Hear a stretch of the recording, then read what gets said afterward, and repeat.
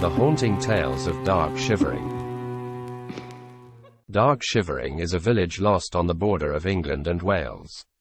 Hidden between two countries, claimed by neither, and heeded by both. I've collected old stories passed down through generations which have been considered fairy stories. But when the wind groans, and the trees creak, and the man in your closet stares at you, you know there are no fairy tales here.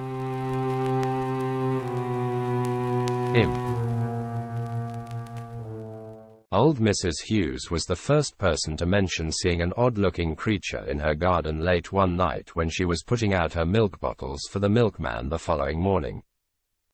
Whilst at her weekly church committee meeting she mentioned it to the other locals, but they hadn't seen anything strange in the last week.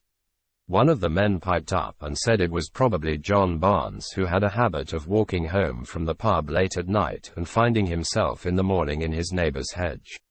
This made him all laugh, as they had all had John sleeping in their hedges at one time or another. Old Mrs. Hughes wasn't convinced, however. She said for all intents and purposes it looked like a gremlin. No one thought much about what Mrs. Hughes had seen. They just thought it was probably a cat that had scared her. But fast forward another month and the church committee were attending Mrs. Hughes' funeral. The milkman had found her one Saturday morning when he stopped to collect his week's money. Mrs. Hughes always paid on time and looked forward to a chat every week. That Saturday the house was in silence as the milkman knocked on the door. He popped his head in and called her name as she'd told him to do on many occasions. To his dismay he saw Mrs. Hughes at the bottom of the stairs. There was nothing to be done. She had died at least a day ago, and from the expression on her face it had been a terrifying fall. So unusual, thought the milkman, as he stood at her funeral. Mrs. Hughes hadn't lived in the upstairs part of the house for years, so what had made her climb the stairs that fateful day? Betty Spencer was another of the milkman's valued customers. She was housebound for much of the time but managed to be taken by wheelchair every Sunday to church. She had been close friends with Mrs. Hughes, and Roger the milkman knew she would be extremely upset by the sudden passing of her friend.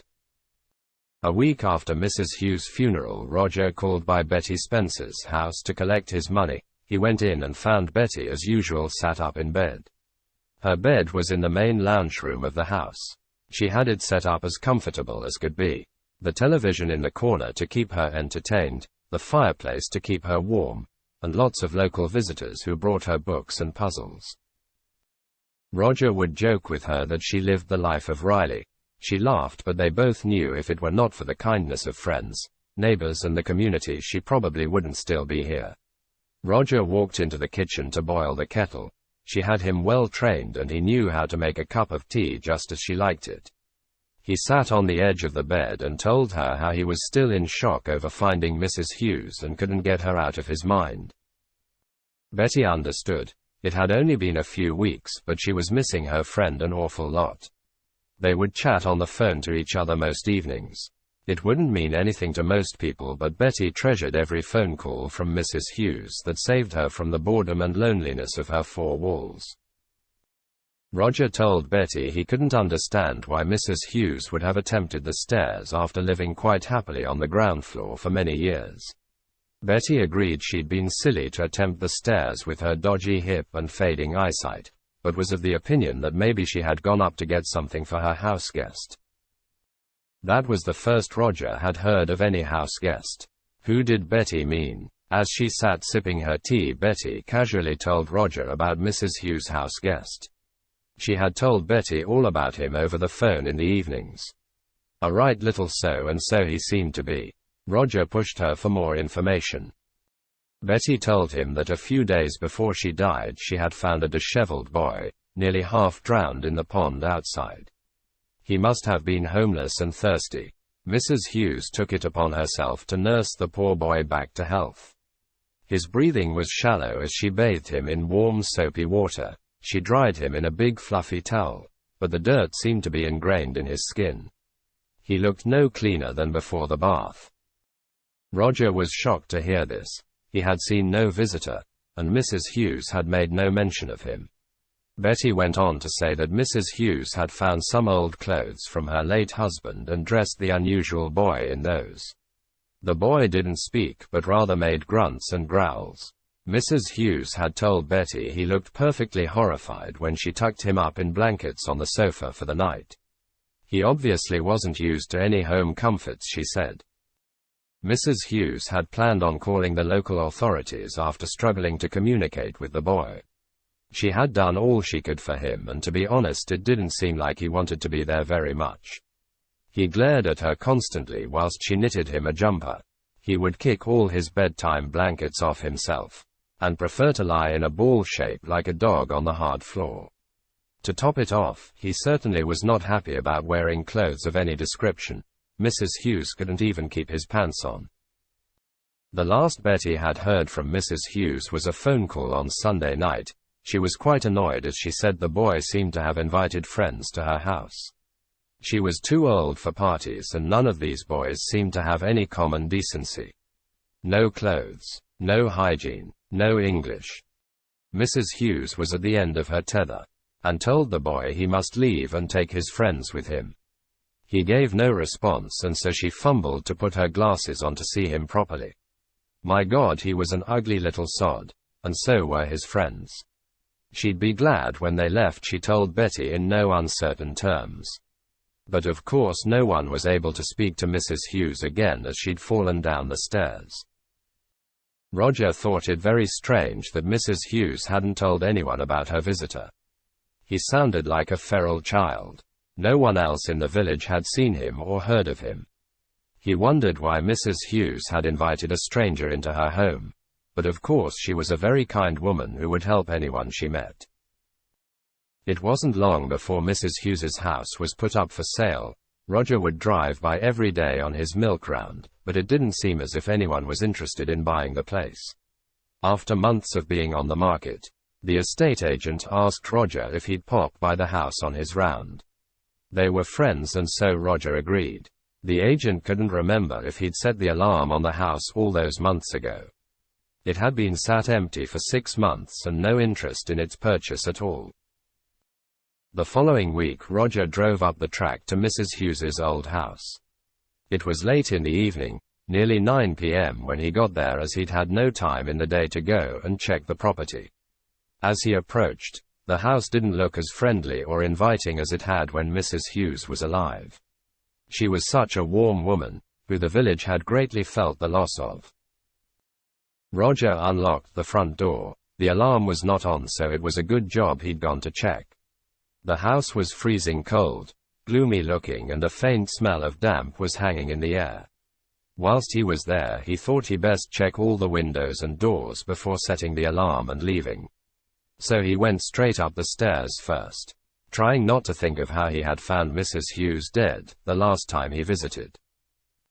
Roger felt a distinct wave of creepiness wash over his body. His hair prickled on his arms as he got to the top floor landing. He went in each room and checked the windows were locked. He stood still for a moment. He was sure he'd just heard movement on the landing. He stared at the door and listened. Faster than his eyes could comprehend, something scurried past the bedroom door in the direction of the stairs. Roger could hear whatever it was making its way, step by step, down to the hallway. He rushed after it. He thought it was probably a cat that had been locked in, or maybe a fox or something. When he got to the bottom on the stairs, he realized he'd left the door open anyway, and so whatever it was would probably have run straight out the door. He didn't fancy hanging around there much longer, and so quickly went to check the kitchen. The kitchen was in silence. Roger turned to leave the room when he saw a movement under the kitchen table. Maybe the animal was hiding under it, he thought to himself. He slowly approached the table and leaned down to pull the cloth up. Something was there. Roger switched the light on to get a better look at it.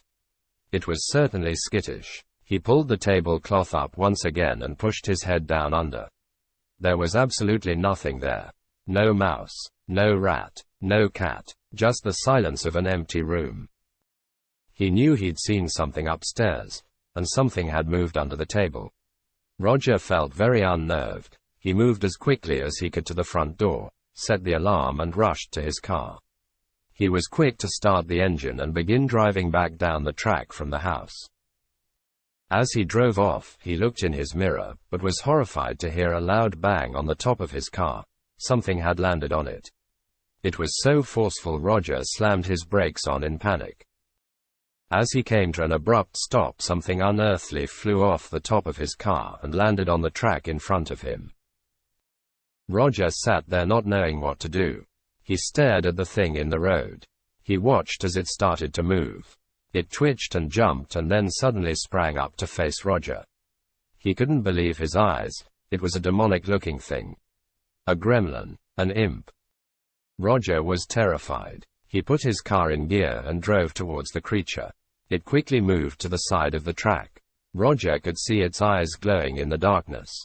He picked up speed, terrified as he saw there were glowing eyes everywhere. They were everywhere, like an invasion. An invasion of imps.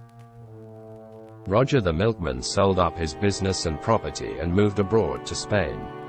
Mrs. Hughes' house never sold, and burned down after standing empty for 3 years. The police said it was probably teenagers, as someone had spotted a load of youths hanging around the area on the night of the blaze. Poor old housebound Betty had at least found another friend to keep her company on the long lonely evenings. She would receive a phone call every night from an unknown caller. He didn't say much, she said. He grunted a lot, and the biggest coincidence was that he had the same telephone number old Mrs. Hughes had. Dark Shivering has lots more stories to give up, and I'm always collecting them for future books. Join me next time for more haunting tales of Dark Shivering. Don't forget to click like and subscribe so you never miss another ghostly episode.